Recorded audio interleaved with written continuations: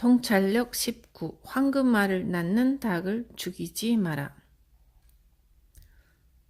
황금알을 낳는 닭 이야기를 알고 계신가요? 매일 하나씩 황금알을 낳는 닭이 있었습니다. 그리고 운 좋게 그런 닭을 손에 넣은 사람이 있었습니다. 그 사람은 처음에는 닭이 매일 하나씩 황금알을 낳아주니까 잘 됐다, 잘 됐어 라고 기뻐했습니다. 그런데 시간이 흐르자 매일 한 개씩은 싫어. 황금알을 더 많이 갖고 싶어 라고 생각하게 되었죠.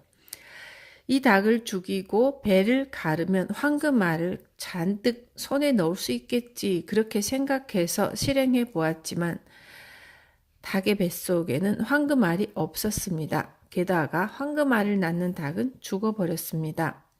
그래서 다음 날부터는 황금알도 없어져 버렸죠. 히토리씨, 무슨 말을 하고 싶은 겁니까? 라고 물으신다면 황금알을 낳는 닭, 요컨대 부자의 기분을 간파해야 한다는 뜻입니다. 지금 국가는 돈이 없어서 어떻게 세수를 늘릴까 생각하고 있습니다. 생각하는 건 좋지만 결국 어떻게 해야 하는지 알 수 없어서 부자로부터 받아내자라는 결론을 내고 맙니다.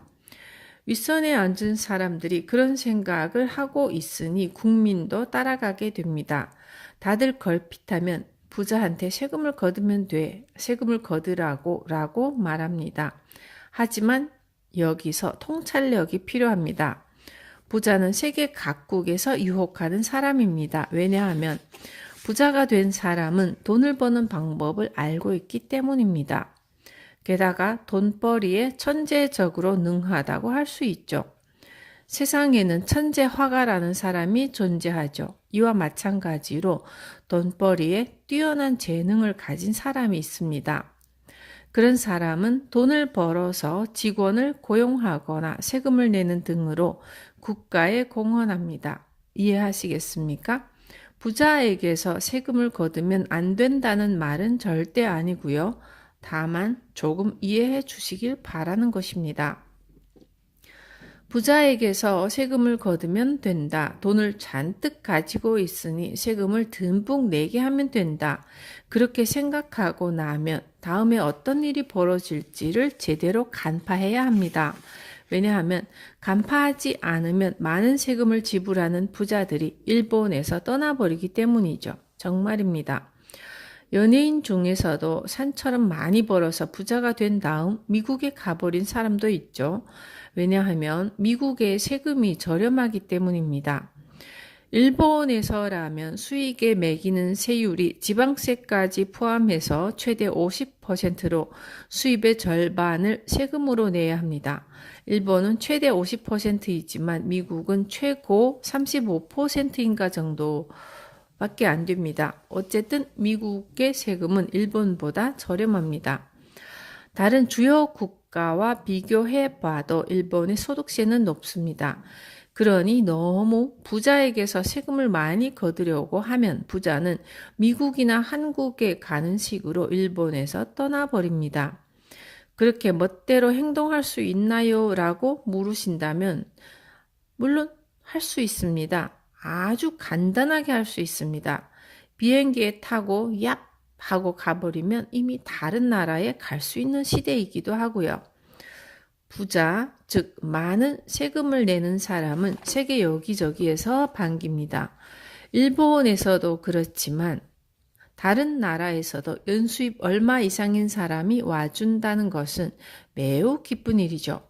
그러니 부자들이 이번에는 그쪽 나라에 살아보고 싶은데요 라고 말하면 해당 국가는 어서 오세요 하면서 곧장 넙죽 받아들여 줍니다.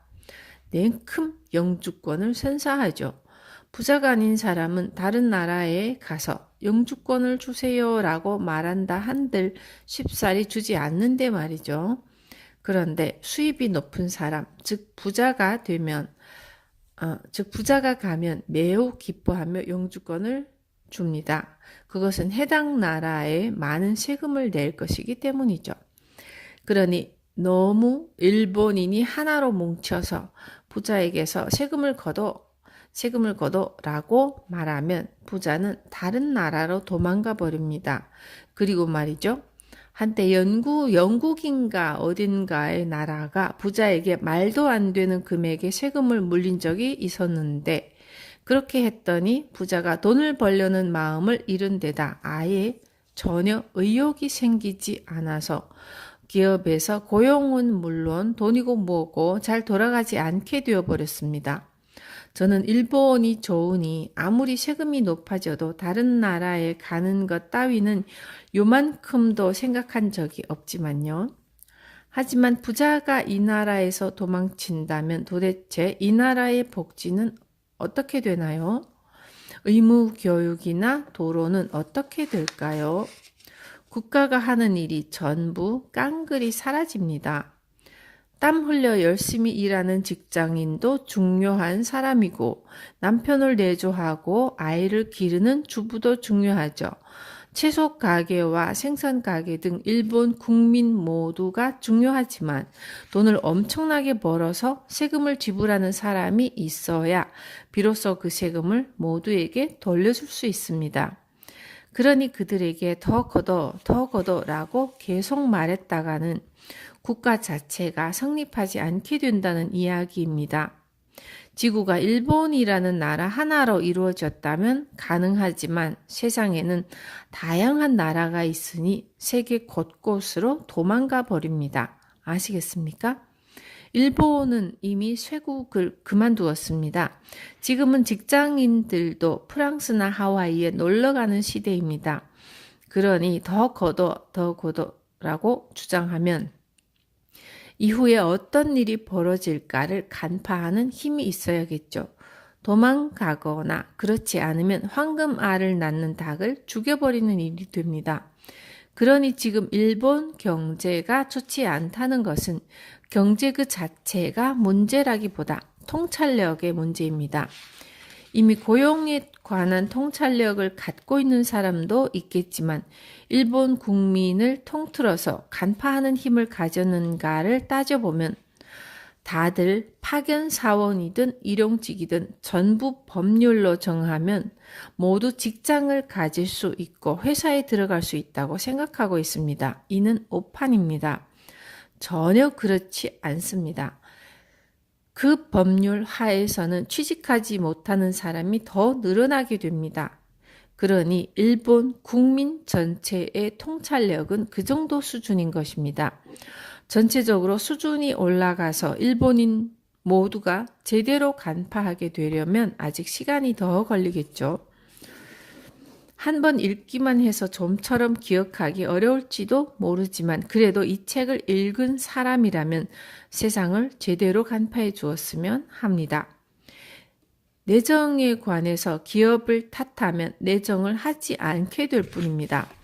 파견사원을 해고했다고 해서 해고하지 말라고 하면 고용하지 않게 될 뿐입니다. 그도 그럴 것이 파견사원을 해고한 기업도 그를 내보내고 싶어서 쫓아낸 것이 아닙니다.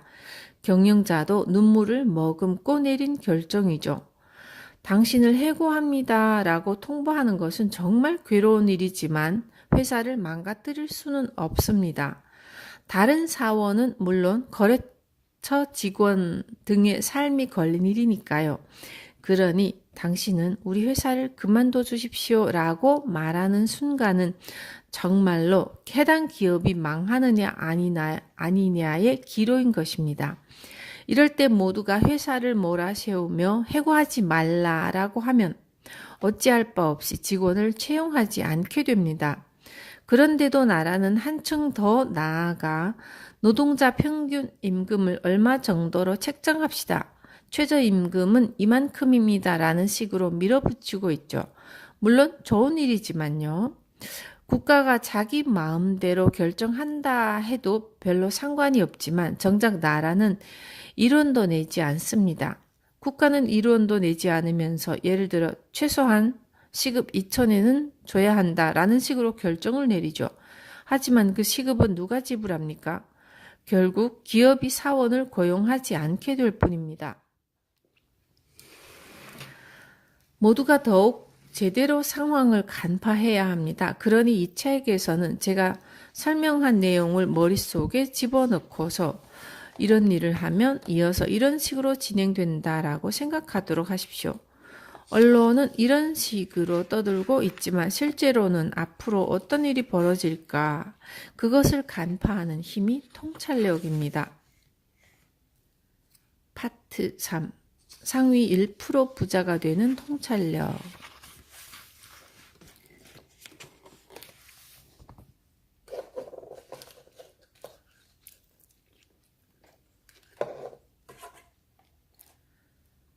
부자가 되려면 장사를 해라.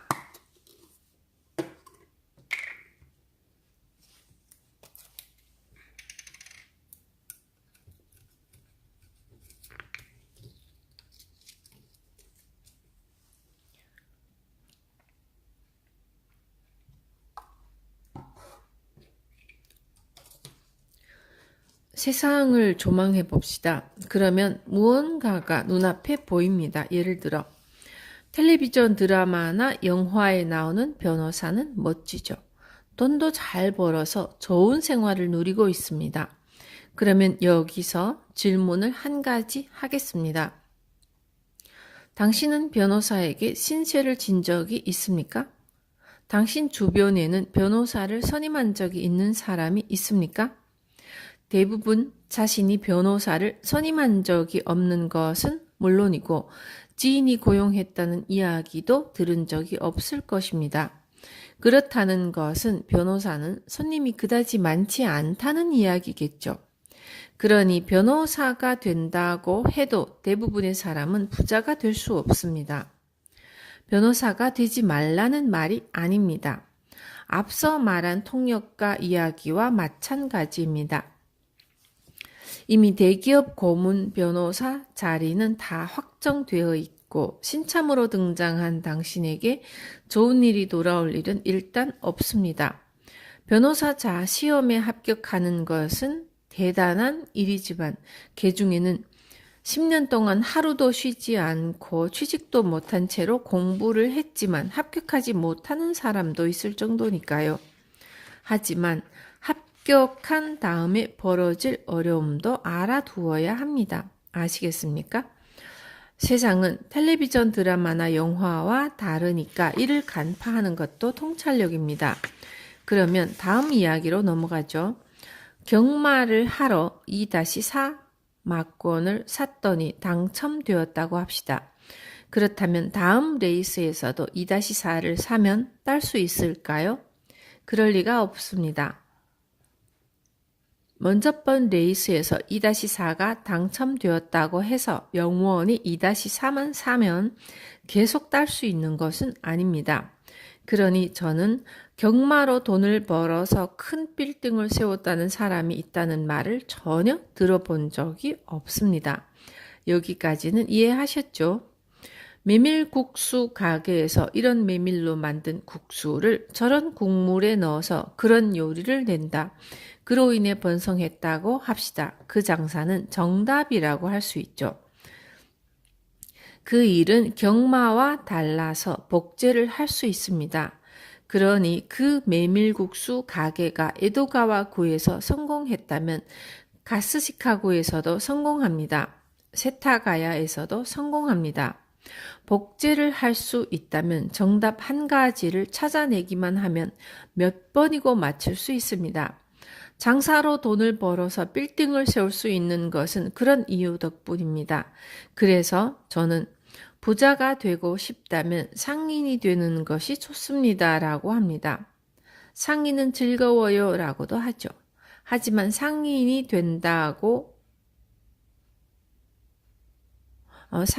된다면 되고 난 다음에 벌어질 일도 생각해야 합니다.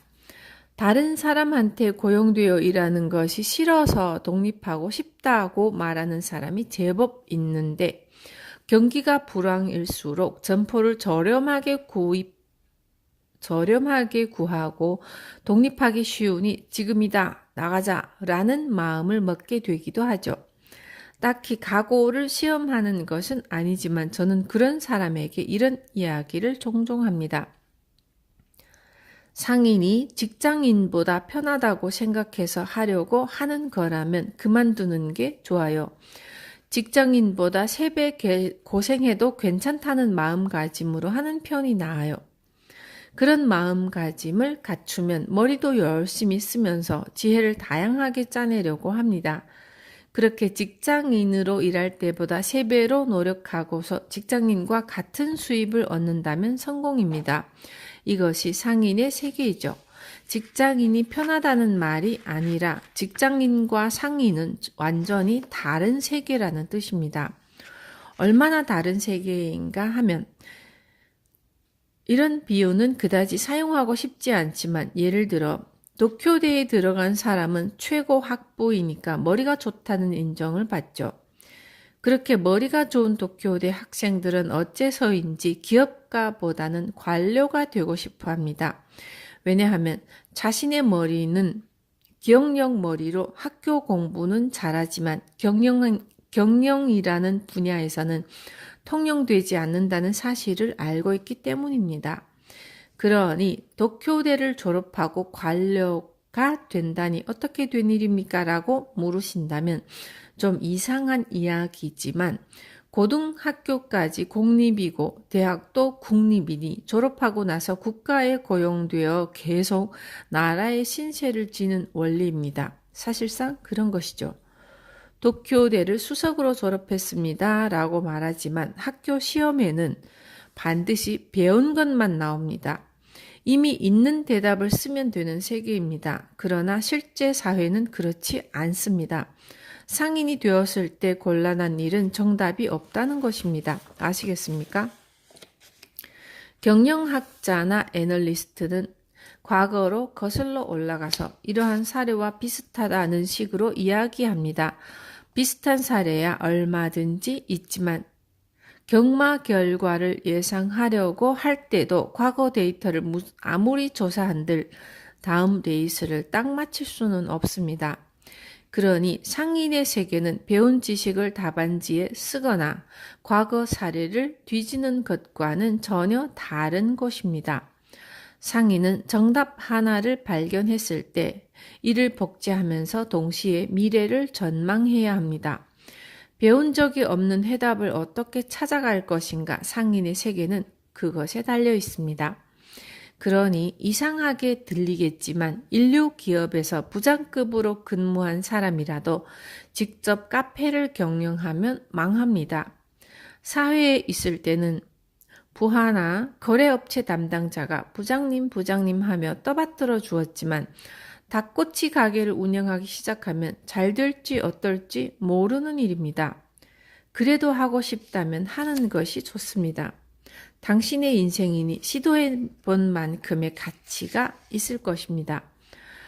알고 지내는 닭꼬치 가게 사장이 대학도 나오지 않았고 항상 상스러운 이야기만 하니까 저 사장이 할 수 있는 일이라면 나도 할 수 있어 라고 생각하지만 막상 시작해보면 사장의 대단함을 알 수 있게 됩니다. 그건 그것대로 좋은 교훈입니다. 이를 알게 되는 것도 통찰력이죠. 통찰력 21. 장사하는 데는 허울이 필요치 않다.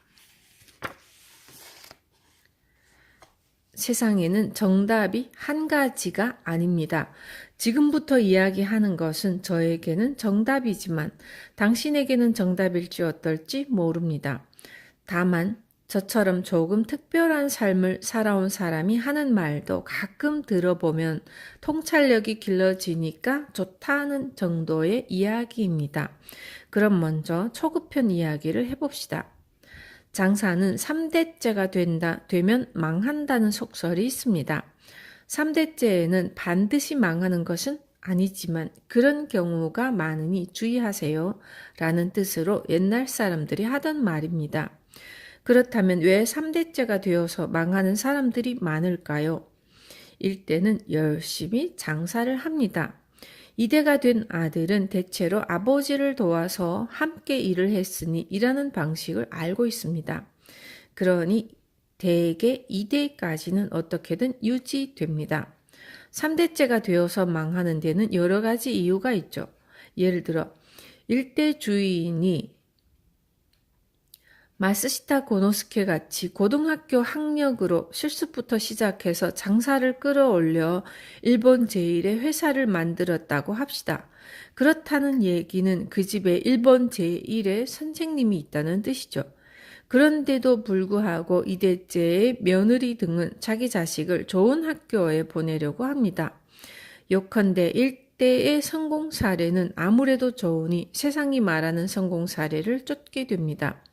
3대째가 되면 좋은 학교에도 보내고 유학도 보냅니다. 그러면 3대째는 영어도 유창하게 구사하게 됩니다. 배운 것도 많으니 은행에 가도 체면이 서고, 말하자면 이런저런 장식을 많이 달고 있어서 이미 모든 것을 갖추고 있는 것이나 마찬가지입니다. 그런데도 회사가 망하는 이유는 실력이 없기 때문이죠. 화려하게 장식한 케이크 속에 받침핀 넣는 것을 빼먹은 상황이라 조금만 흔들려도 와르르 무너져 내립니다. 요컨대 3대째가 되면 상인으로서의 토대를 갖추지 못한 것입니다. 그래서 그 토대를 학력이나 배움으로 착각하고 마는 것이죠. 하지만 생각해 보십시오. 일대는 그런 허울을 하나도 가지고 있지 않습니다. 아시겠습니까? 상인은 주변을 청소하거나 이웃 사람에게 상냥하게 안녕하세요라고 인사하는 등의 자세가 중요합니다. 기본 중에 기본이죠. 일대는 실습 시절을 거치면서 몸으로 그런 교훈을 단단히 익혔습니다. 그러니 상인에게는 상인으로서 받아야 할 교육이라는 것이 있습니다. 그런데 3대째는 태어났을 때부터 주변 사람이 명문가의 왕자님처럼 취급을 하니 1대처럼 상인 교육을 받지 않게 됩니다. 게다가 원래 사람에게 머리를 숙이는 것이 상인인데도 엘리트 대학까지 나오고 나니 반대로 주변 사람이 자신에게 머리를 숙이는 상황에 익숙해집니다. 그러니 반대로 말하자면 엘리트 교육이 오히려 방해를 하고 마는 것이죠. 대학에 가지 말라고 말하지는 않겠지만 손님 입장에서는 당신이 대학을 나왔건 나오지 않았건 그런 사소한 일은 아무래도 좋습니다. 손님에게는 판매하는 사람이 괜찮은 사람인지 어떤지가 중요합니다. 당신이니까 사고 싶다고 고객이 생각하는지 여부에 사운이 달린 것입니다. 대학을 나왔더라도 그런 사실을 알고 있다면 문제가 없습니다. 하지만 실제로 터득하고 있는 사람이 적으니 3대째 망한다는 말 그대로 실현되고 맙니다. 이 속설을 차분히 따져보면 3대째 망하는 데는 깊은 이유가 있다는 것을 알 수 있죠. 이유를 알면 일을 할 때 중요시해야 하는 요소가 보입니다. 3대째건 아니건 관계없이 중요한 교훈이죠. 통찰력 22. 돈 귀한 줄 모르면 공부해도 소용없다. 저는 책을 쓰고 있지만 작가가 아닙니다. 상인은 작가다운 책을 쓸 수 없습니다. 하지만 상인은 작가가 할 수 없는 이야기를 쓸 수 있습니다. 장사나 경영을 하면서 살고 있으니까요. 그러니 작가가 쓴 책과 상인이 쓴 책 중 어느 쪽이 더 좋거나 나쁜 것이 아니라 읽는 사람이 추구하는 것이 각기 다를 뿐입니다. 자신이 읽고 나서 많이 배웠다, 도움이 되었다고 생각한다면 그 책이 최고입니다. 무슨 말을 하고 싶은 것인가 하면 이 사람이 쓴 책은 대단하니까 강의를 들으러 가면 더 대단한 이야기를 들려주지 않을까라고 생각하는 사람이 있습니다. 예를 들어 1000엔에서 1500엔 정도의 책을 샀습니다. 이 책을 읽고 정말 많이 배웠다라고 생각했다면 그 책으로 최고의 공부를 한 것이 됩니다. 저도 책을 쓰고 있으니까 하는 말이지만 책을 쓸 때는 그 순간 자신이 가지고 있는 모든 것을 쏟아붓습니다. 그렇지 않으면 한 권의 책을 낼 수 없습니다. 그러니 저자가 20만 엔짜리 세미나를 한다면 거기 참석하면 더욱 대단한 가르침을 얻을 수 있지 않을까? 라고 생각할지도 모르지만 같다고 하더라도 대체로 기대에 어긋나서 실망하는 일이 많습니다. 어찌되었든 책이 최고입니다. 그런 것을 간파하지 않으면 수십만 엔의 돈을 아무렇지도 않게 내버리게 됩니다. 물론 주최 측이 사람을 속이려고 세미나를 여는 것은 아닙니다. 일이니까 하는 거죠. 그게 나쁘다는 말이 아니지만 세상에 세미나에 참여한 사람이 몇십만 엔에 가까운 돈을 내고 공부를 한 기분이 드는가 아닌가 그것이 문제입니다. 공부가 되었건 아니건 세미나에 참여하면 당신은 이미 고객이 된 것입니다. 고객이 되었다는 것을 아는 통찰력은 매우 소중한 것입니다. 고객이 된 거구나라는 사실을 간파하지 못하면 몇 번이고 세미나를 들으러 갈 때마다 또다시 고객 취급을 받고 맙니다. 살면서 한 번 정도는 그런 경험을 하는 것도 나쁘지 않지만 세미나 주제가 아무리 그럴듯해 보여도 거금을 내서라도 들으러 갈 것, 거금을 내서까지 들으러 갈 것은 아니다라는 교훈을 얻기 위한 수업료라고 생각합니다. 수업료 치고는 조금 비싸다 싶지만요. 정말 비싸죠? 예를 들어 30만 엔짜리 강의를 들으러 3번 들으러 가면 총 90만 엔을 투자한 것입니다. 90만 엔을 내서 공부를 한 것과 현금으로 90만 엔을 남긴 것 어느 쪽이 더 도움이 될까요? 90만 엔을 제대로 남겨두었다면 그 돈을 잘 활용할 수 있겠죠. 처음에는 자신이 모르고 있는 것을 알게 될지도 모른다는 기대감에 참가했다 하더라도 2번, 3번 반복해서 고객이 되어 찾아갈 정도가 되면 상인이나 회사 지도자로서 체면이 서지 않습니다. 아니, 그 정도의 자존심은 가지고 있어야 합니다. 직장인이더라도 이 통찰력이 없으면 가정이 망가집니다. 딱 잘라 말해서 세미나병입니다. 돈의 소중함을 모르는 사람은 아무리 공부하러 가더라도 결국 낭비일 뿐입니다. 이상하지만 인생이란 그런 것입니다. 부디 통찰력을 길러주세요.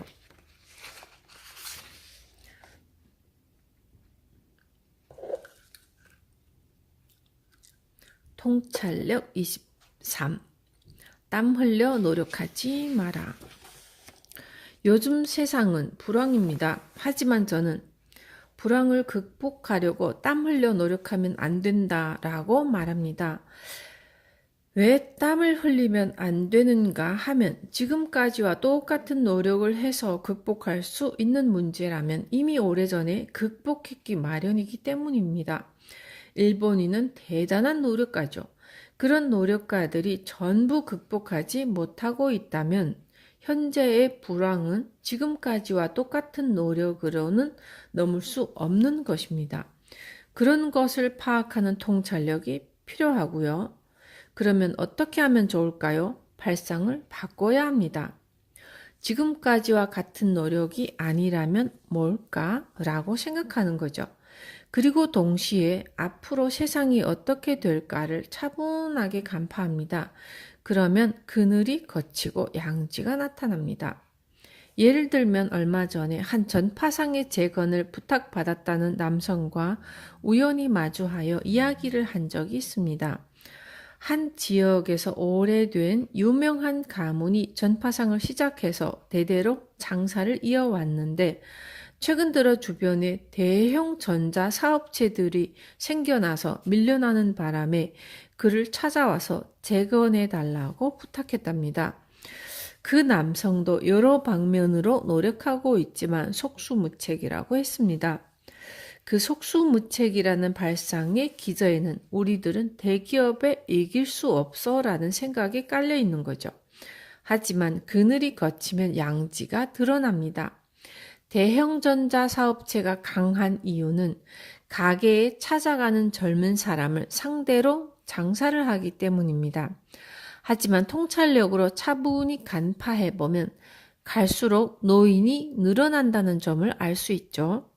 지금은 대형 전자사업체에 찾아가는 젊은이도 언젠가는 나이를 먹습니다. 무슨 말이 하고 싶은 것인가 하면 나이 든 사람은 그런 가게에 가기가 귀찮아진다는 뜻입니다. 차에 타서 긴 시간 동안 줄을 서서 기다리든가 하는 것을 싫어하는 사람은 계속 늘어납니다. 물론 지금도 있습니다. 그런 점을 간파하면 지금 양지 바른 곳에서 기세좋게 뻗어나가는 가게가 정말로 오랫동안 길게 이어질 수 있을까? 라고 생각하게 되죠. 통찰력으로 이것은 그리 오래 가지 못해 라고 간파했다면 해야 할 일은 두 가지입니다. 먼저 노인도 놀러 갈 수 있는 가게를 만드는 것이죠. 할아버지와 할머니가 찾아가면 즐거운 가게고요. 뭔가를 사겠다는 목적이 없더라도 저 가게에 가면 재밌으니까 놀러 가고 싶다라고 생각하게 만드는 가게를 만드는 것입니다. 그런 가게를 만들면 그다지 돈도 들지 않죠. 광고비 등 자잘하게 나가는 돈을 쓸 필요가 없습니다.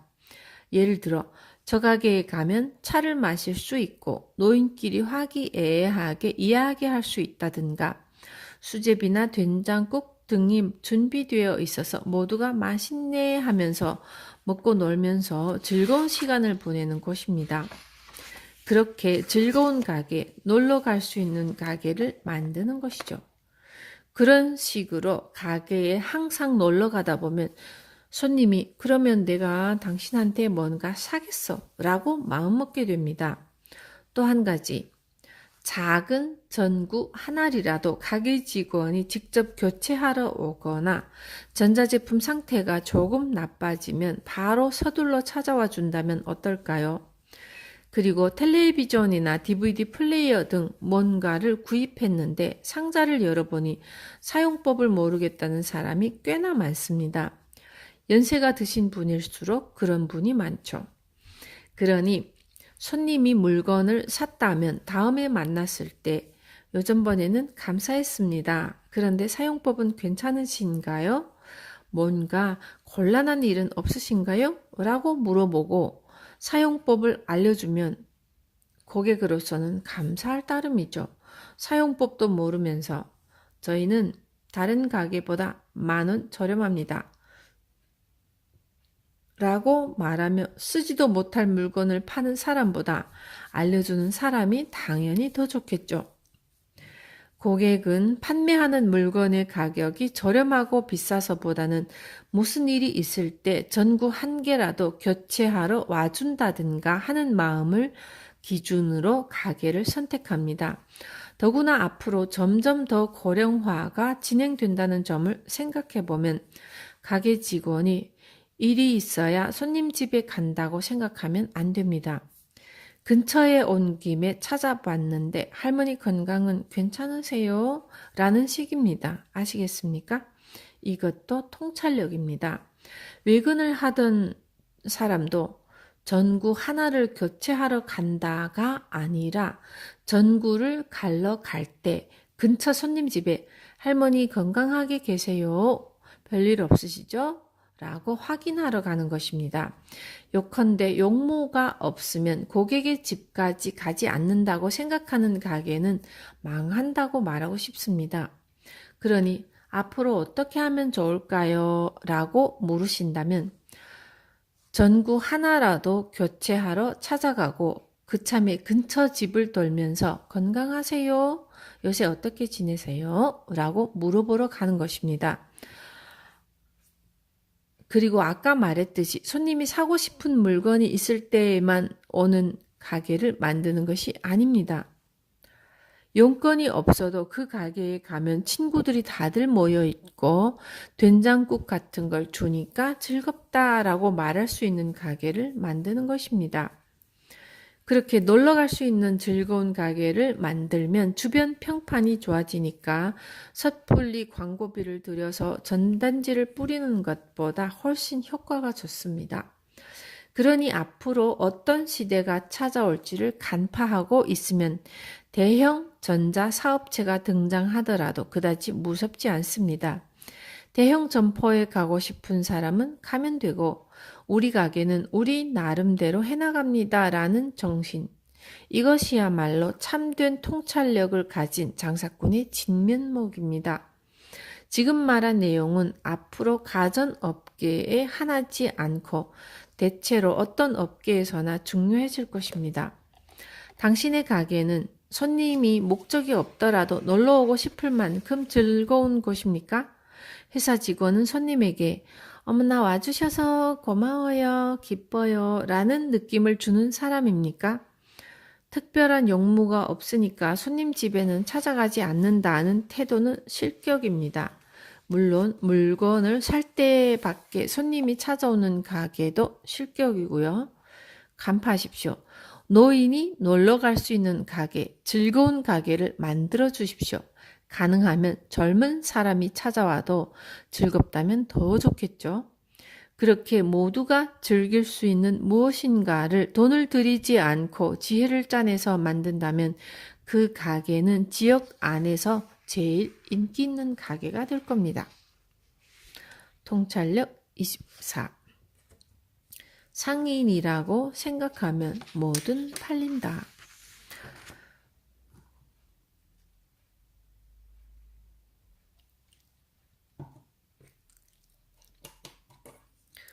노인이 잔뜩 놀러 오는 가게를 만든다. 이는 노인이 잔뜩 찾아오는 전파상을 만들라는 이야기가 아니고요. 만약에 이불 가게를 운영하는 중이라면 노인이 잔뜩 놀러 오는 이불 가게를 만들라는 이야기가 아닙니다.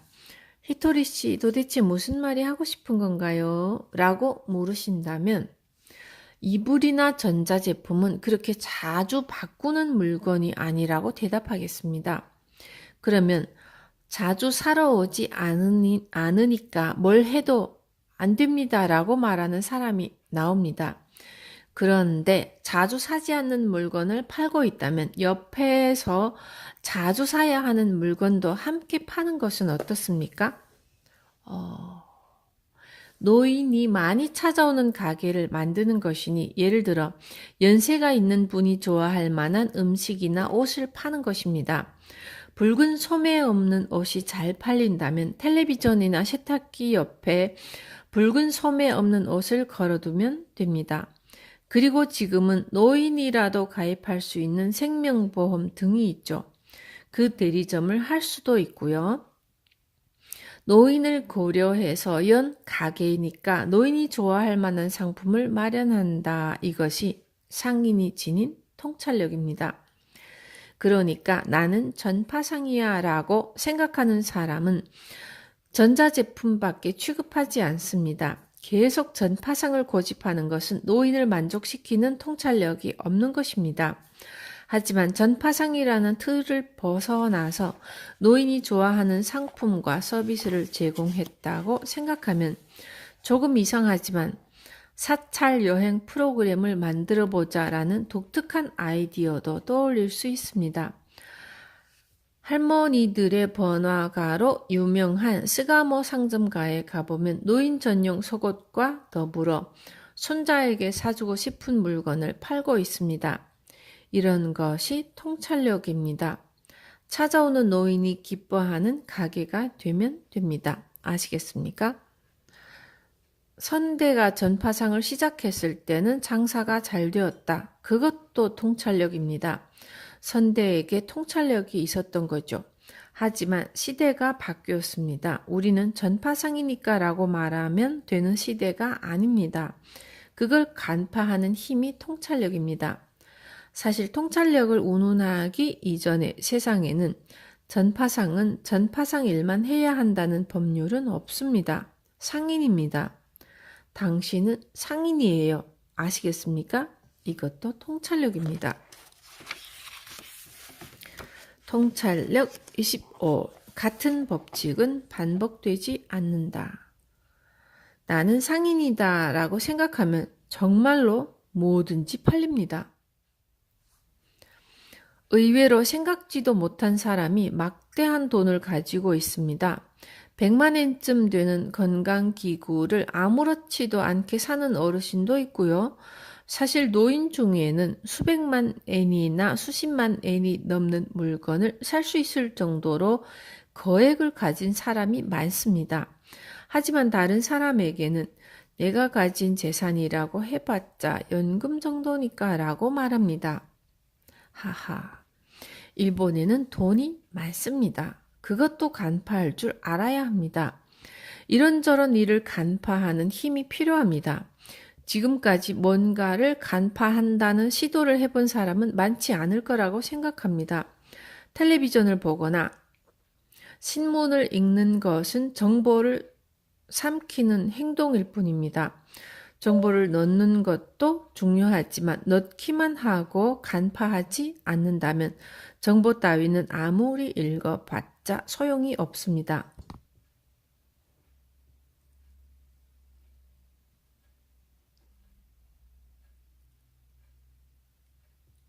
그 증거로 당신은 정보에 휘둘리기만 하고 있지는 않습니까?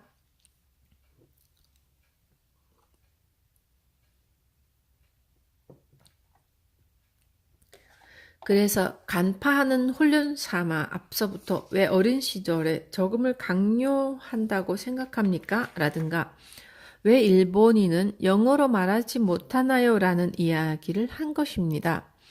이런 얘기를 듣는 사이에 점점 이건 뭘까? 라고 생각하는 버릇이 들어서 간파하는 힘이 길러집니다.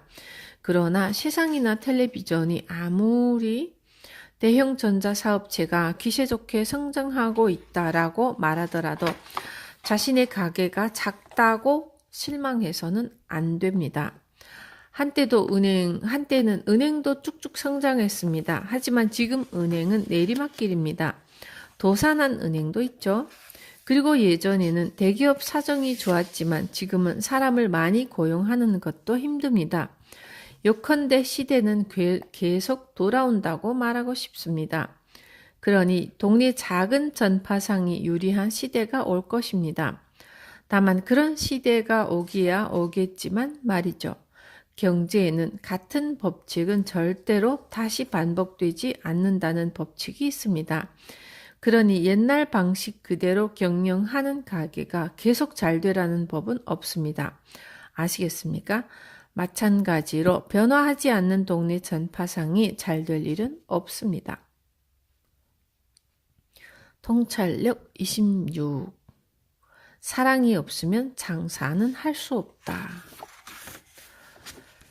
노인이 놀러 오는 즐거운 가게를 만든 다음에는 주변을 돌아다니면서 할머니 건강하세요? 라고 인사하고 손님 집에 한번 찾아갔을 때는 주변 집 10군데에 방문해야 합니다. 이때 중요한 것은 말을 거는 것입니다. 뭔가 사주세요 라고 말하는 것이 아니라 아까 설명한 것처럼 할머니 무슨 일이 있으세요? 한동안 놀러 오지도 않으셨는데 또 놀러 오세요 라고 말하도록 합니다. 놀러 오세요 이런 말이 좋습니다. 그리고 예를 들어 매일 다양한 음식을 만들고 있으니 맛이라도 보러 오세요 라고 말하면 듣는 사람도 거북하지 않겠죠. 상인에게는 이런 점이 중요합니다. 덧붙여서 한 가지 더 말씀드리겠습니다. 상인은 거절당하는 것이 일입니다. 무슨 말인가 하면 예를 들어 제가 집 열채에 찾아가서 얼굴을 내민다고 합시다. 매달 한 번 정도로 찾아가서 수즈키 씨 요즘 좀 어떠신가요? 건강하세요? 가끔 저희 가게에도 놀러 오세요. 라고 말하면 상대는 다음에 한 번 갈게요. 라는 식으로 거절합니다. 그러면 네, 다른 손님들도 기다리고 있으니까 또 오세요. 라고 말하죠. 그렇게 묵묵히 계속 거절당합니다. 그러면 어떻게 될까요? 상대가 계속 거절하다 보면 이번에 텔레비전을 살 때는 저기 가서 사줘야겠다라고 생각하게 되는 것이죠. 아시겠습니까? 요컨대 이를 받으러 찾아가는 것이 아니라고 말하고 싶습니다.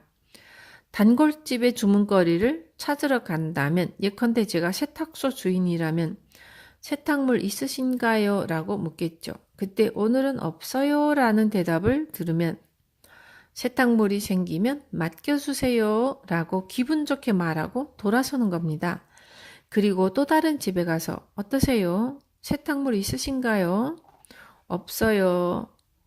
세탁물 생기면 맡겨주세요 라고 기분 좋게 거절을 당합니다. 그렇게 몇 번이고 반복해서 거절당하다 보면 손님은 세탁물이 생겼을 때, 저 가게에 맡겨야겠다라고 생각하게 됩니다. 그러니 단골집에 가서 주문을 받아오는 것이 아니라 손님 쪽에서 저기에 일을 맡겨야겠다고 생각하게 만드는 것입니다. 그러니 만일 가게에서 수제비나 된장국 등을 제공한다면 우리 상품을 사러 와주세요라는 의미로 주는 것이 아니라 그저 무상의 사랑을 담아서 서비스로 내는 것입니다. 이때의 요령은 절대로 된장국 드시겠습니까? 라고 묻지 않는 것입니다. 질문을 하면 많은 사람이 사양하며 괜찮습니다. 라고 거절합니다. 웃는 얼굴로 살짝 내밀면서 맛만 보세요. 라고 말하는 겁니다. 뭐든지 요령이 있으니까요. 미묘한 변화가 큰 차이를 만들어냅니다. 이것이 본래 의미의 손해를 보고 이득을 얻는다입니다. 사람들은 대부분 손해를 보고 이득을 얻는다는 말의 뜻을 잘못 이해하고 있습니다. 비록 손해를 보더라도 손님을 모았다면 된 거라고 생각하는 사람도 있지만 상인은 대기업이 아닌 한 손해를 보면 망합니다. 손해를 보고 이득을 얻는다는 그런 의미가 아닙니다. 할머니 어떠세요? 건강하세요? 자신이 들인 노력으로 따지면 1엔도 들지 않는 말입니다. 이런 노력을 묵묵히 하는 것입니다. 된장국을 만들더라도 그렇게 돈이 들지 않습니다. 묵묵히 놀러 온 사람에게 제공하는 것입니다. 상인이 말하는 손해를 보고 이득을 얻는다는 것은 이런 뜻입니다. 진정한 상인은 이를 받으러 간다가 아니라 거절당하러 간다가 일입니다. 그렇게 생각하면서 스즈키 씨 오늘은 좀 어떠세요? 라고 말하러 찾아갑니다. 100번 거절당해도 좋다는 마음가짐으로 거절당할 때마다 매번 좋은 이미지를 보여주면서 손님에게 깊은 인상을 주는 것입니다. 그러면 기분 좋게 거절당하게 됩니다. 거절당했을 때가 승부처입니다. 쌩긋 웃는 얼굴로 그러면 다음에 무슨 일이 생기면 잘 부탁드립니다. 라고 기분 좋게 말하면 됩니다. 그러면 손님은 사이토 씨는 기분 좋은 사람이네 라고 생각하면서 거절하다가 세탁물이 나오면 그 가게에 맡기러 가자고 생각하게 되죠. 그런 사람은 꽤 많습니다. 이런 것을 파악하는 것도 통찰력이죠. 이를 많이 따오는 것이 아니라 자꾸 거절당하면서 계속 씨를 뿌리면 언젠가 뿌리를 내리면서 좋은 고객을 얻게 된다는 점을 아는 것이 통찰력입니다. 놀러 온 사람에게 공짜로 된장국을 주거나 김치를 건네고 할머니 건강은 좀 어떠세요? 저희 가게에 또 놀러 오세요 라고 말을 걸러 찾아가는 것도 마찬가지입니다. 다만 이런 행동은 사랑이 없으면 할 수 없습니다. 그렇지 않으면 손님은 저렴한 가게, 저가 물건을 찾고 맙니다. 그러면 돌고 돌아서 모두가 괴로워지죠. 그러니 저는 서로가 사랑으로 승부하는 편이 낫다고 생각합니다. 거기까지 계산해서 장사를 하는 거야? 라고 물으신다면 계산해서 할 수 없다고, 계산해서는 할 수 없다고 말할 수 있습니다. 이러니 저러니 말해도 결국 사랑이 없으면 장사는 할 수 없습니다. 장사의 마지막은 부처가 되는 길입니다. 물론 대형 할인점이 1N이라도 저렴하게 물건을 팔아서 소비자에게 도움이 되고 싶다는 것도 멋진 사랑입니다. 그것도 부처의 길이죠.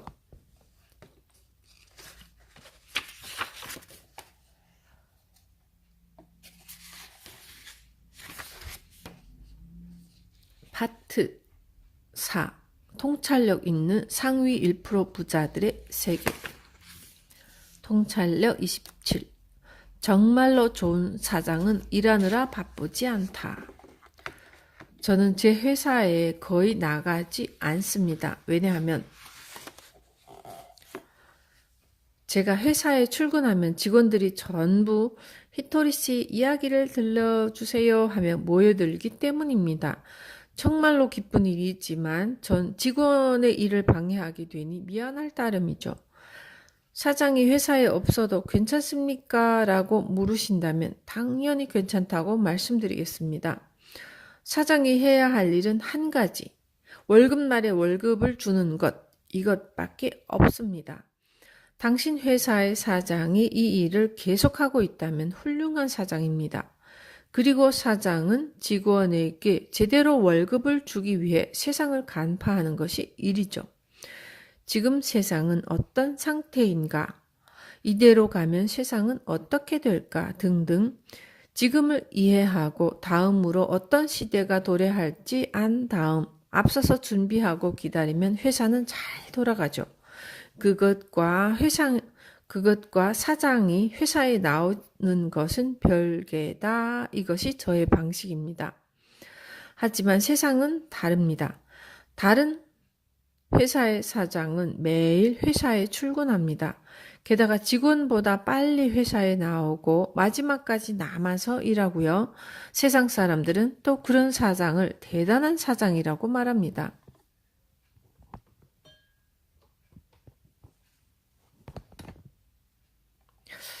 어째서 그렇게 생각하게 되었는지 간파해 봅시다. 그것은 일본 회사가 대부분이 하청 기업이기 때문입니다. 하청 회사 직원들은 몸과 기술을 사용해서 일하는 일꾼입니다. 아시겠습니까? 모 회사는 자기 회사에서 사람을 고용하는 것보다 하청을 내는 편이 저렴하고 효율이 좋기 때문에 하청을 줍니다. 그러면 저렴한 만큼 하청 회사 사람들은 모 회사보다 훨씬 열심히 일하지 않으면 먹고 갈 수 없는 상황이 됩니다. 게다가 모 회사가 당신 회사에서는 이것을 만들어 달라고 일을 전달합니다. 고객이 일을 생각해 오니까 머리를 쓰는 일이 아니라 몸으로 움직이는 일을 하게 됩니다. 그런 일꾼 대표가 사장이니 다른 직원보다 많이 움직이는 일꾼인 사장이 대단한 사장 취급을 받는 것입니다. 그런데 시간이 지나고 나서 모 회사에서 일을 더 맡기지 않는 상황이 된다면 어떨까요? 아무리 일꾼이라도 일이 들어오지 않으면 급료를 줄 수 없습니다. 무슨 말이 하고 싶은가 하면 스스로 머리를 써서 일을 생각해내야 하는 시대가 왔다는 뜻입니다. 일을 고안해내는 사장이 아니라면 살아남을 수 없게 된 것입니다. 이 통찰력이 있으면 사장을 보는 눈이 달라집니다. 우리 사장은 정말로 운이 좋은 사장인가? 라는 질문을 받았을 때 사장이 아침부터 밤까지 바깥을 돌아다니고 있다고 하더라도 상관없습니다. 밖에 있더라도 일을 생각해내고 일을 만들어 온다면 그걸로 된 겁니다. 아침부터 밤까지 회사를 지키고 있더라도 일이 없다면 어쩔 수 없죠. 그리고 사장님 아시겠습니까?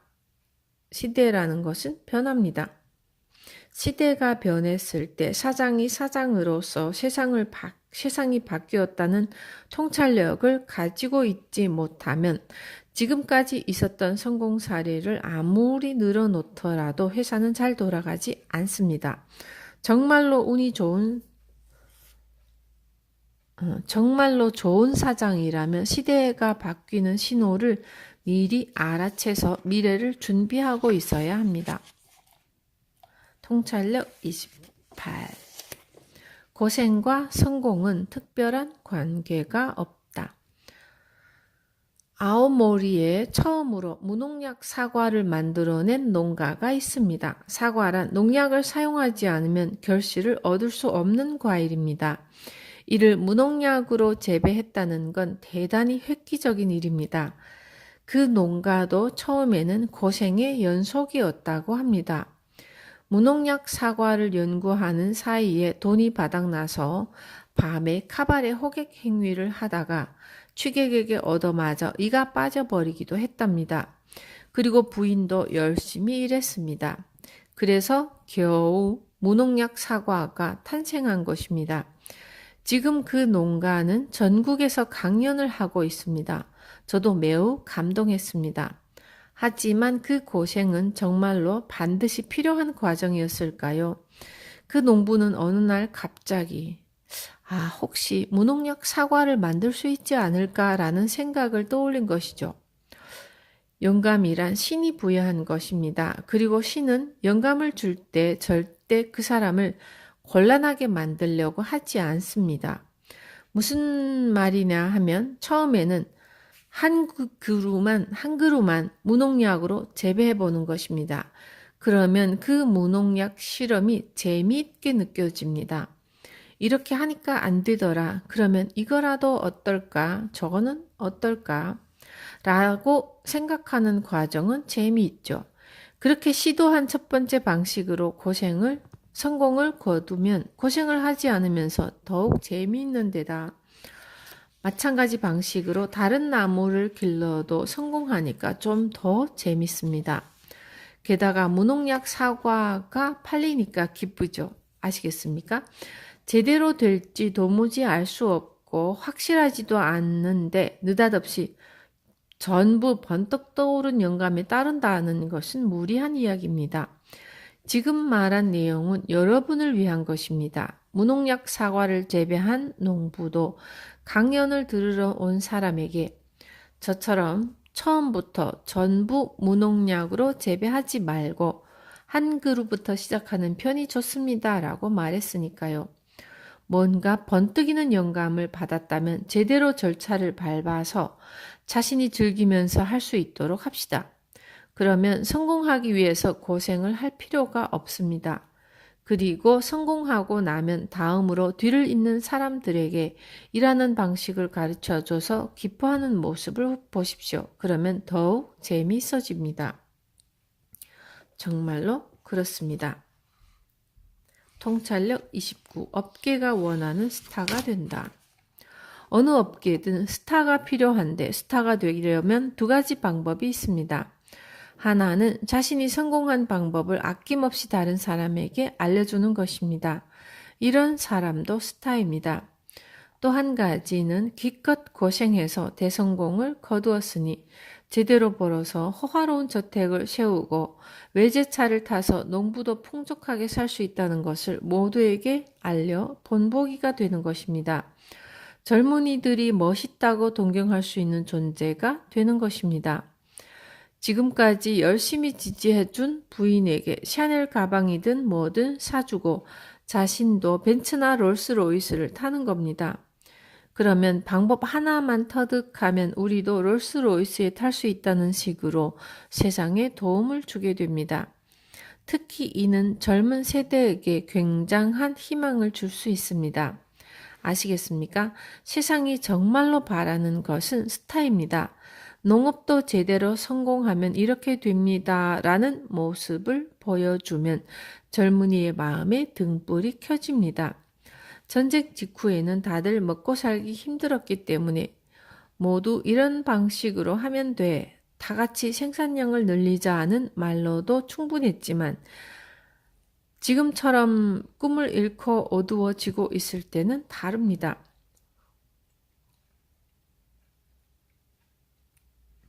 농업 분야에서도 스타를 만들어야 합니다. 스타는 멋지지 않으면 스타가 아닙니다. 마스시타 고노스케 파나소닉 설립자 마스시타 고노스케가 노력하던 시절과 우리의 시절은 다릅니다. 저 사장 멋있다. 나도 저렇게 되고 싶다. 그렇게 생각하도록 만들어야 합니다. 지금은 멋을 추구하는 시대입니다. 우리는 세상에 멋을 제공해야 합니다. 사업가가 수수한 모습으로 도덕적인 이야기만 늘어놓으면 비록 훌륭해 보일지도 모르지만 멋있지는 않습니다. 왜냐하면 스타로 보이지 않기 때문입니다. 사업가가 텔레비전에 나올 때는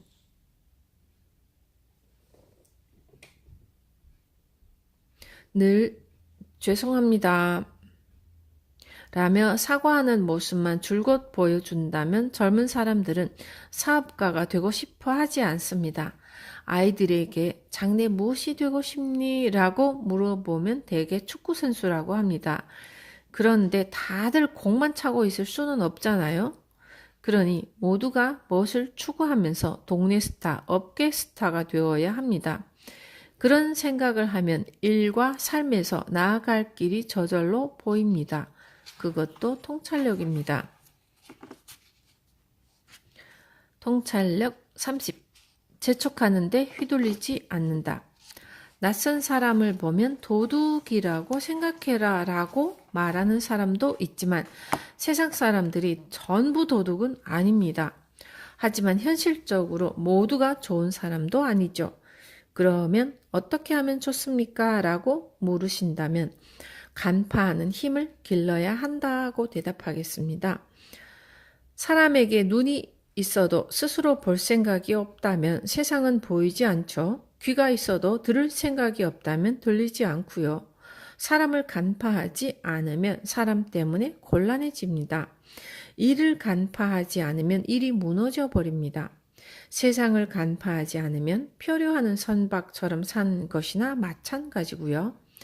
제가 볼 때는 대부분의 사람은 흘러가며 사는 것처럼 보이지만 사람은 일생을 살면서 여러 번 신의 시험을 받습니다. 간파해내야만 하는 시험이 있습니다.